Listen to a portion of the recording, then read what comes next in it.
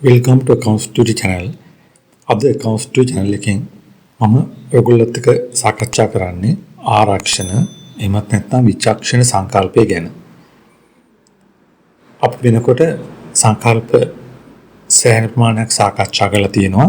එහෙනම් අද අපි සාකච්ඡා කරන්න යන්නේ ආරක්ෂණ එහෙම නැත්නම් විචක්ෂණ සංකල්පය ගැන.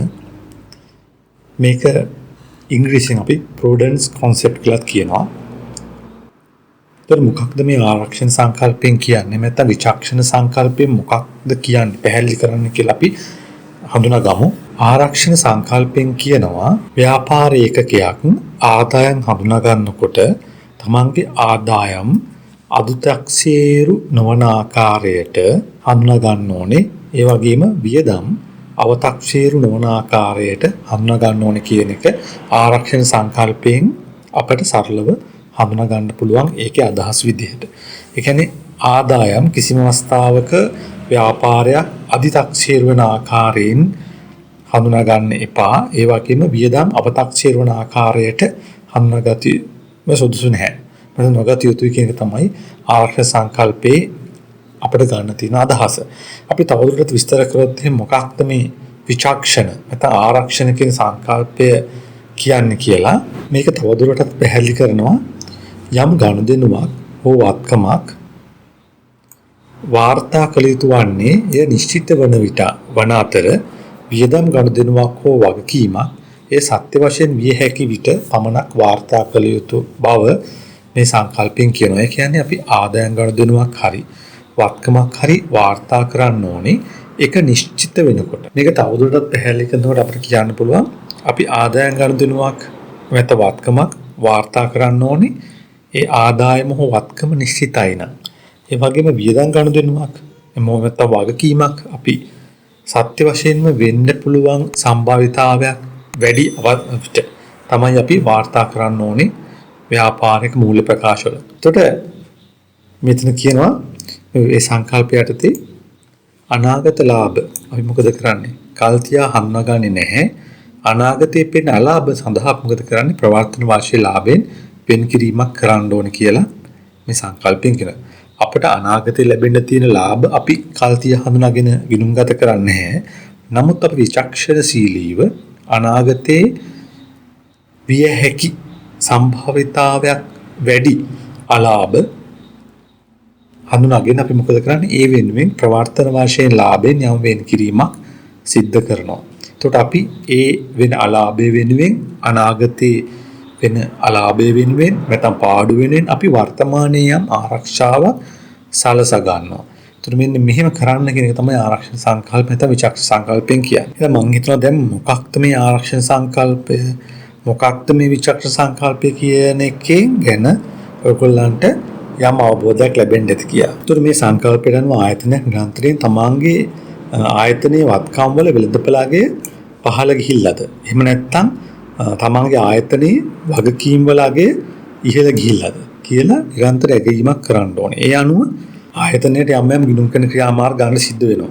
මේ විචක්ෂණ සංකල්පයට අනුව. උදාහරණයක් විදිහට අපිට මෙතන දක්වන්න පුළුවන් ප්‍රායෝගික උදාහරණයක් ණයකතියන් වෙනුවෙන් අඩමාන එහෙම නැත්නම් හානි කරන අලාභ වෙන කිරීම කරන්නේ මේ සංකල්පයට අනුකූලව. මොකද ණයගැතියෝ සියල්ලම අපට ණයට විකුණුම් තුලින් ජනිත වන ණයගැතියන් සියල්ලම අපට මුදල් ලැබෙයි කියලා අපට නිශ්චිතාර්ථයක් නැහැ.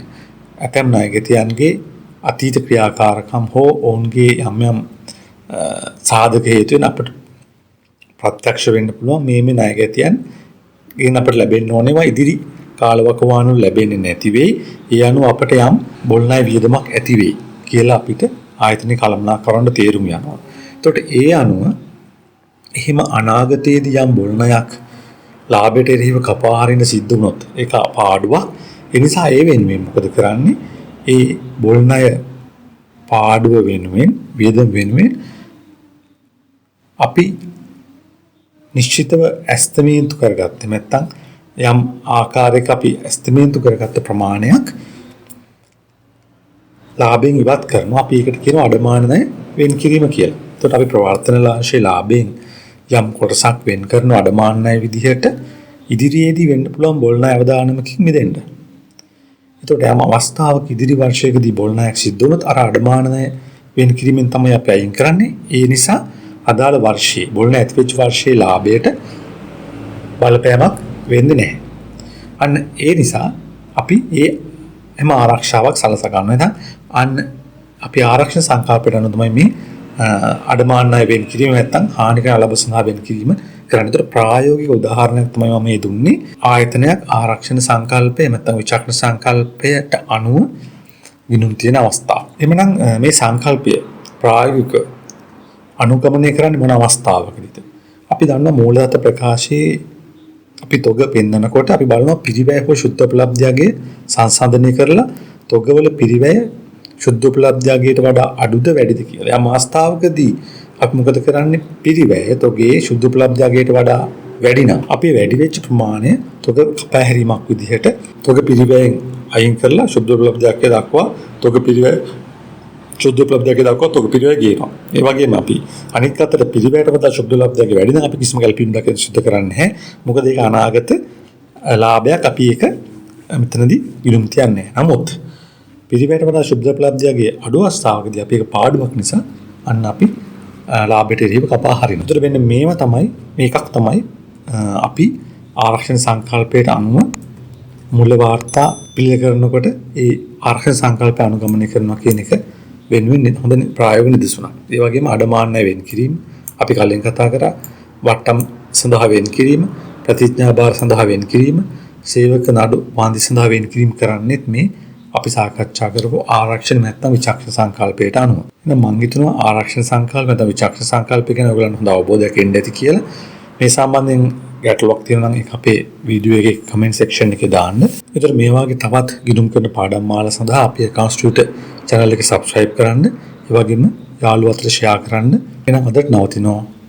ඔබ සැමට ජය වේවා.